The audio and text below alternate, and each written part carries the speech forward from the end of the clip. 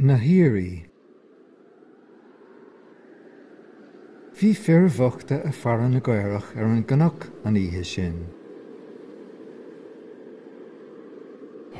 Fuair atá sé. Sa duine acu. Tá sneachta San duine eile. Is mór an trúan na huain óg a nacht. Éistigí, sa fear eile. An gluisean se bheith sin. Ní chluisim sé ní. An chéabhar.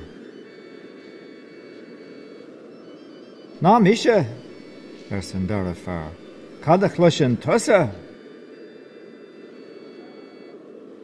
Chluisim ceol san air. Leis sin tháinig angel taobhló. Las solas mór san áit agus tháinig agla mhór ortha. Ná bíodh agla ortha. San tangaló.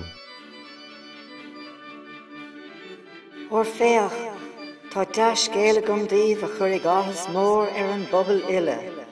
Rugug slán a thór díomh inniuh, is sé Christ an tíirne I gcathair gábhí, agus is cóthar a díomh seo. Jó sibh a míonán ina lí a man séir. Tháinig slú mór angel an nuas ó neamh agus iad a mulla dé.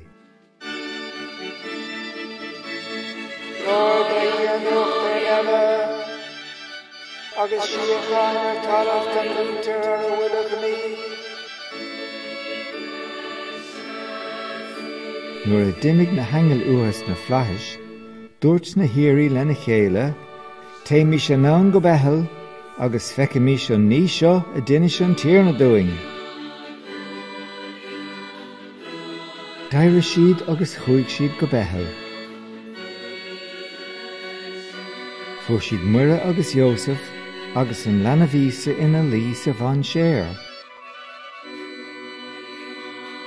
Chuig na fear an glúine agus thug siad mulla agus glóra de dhír.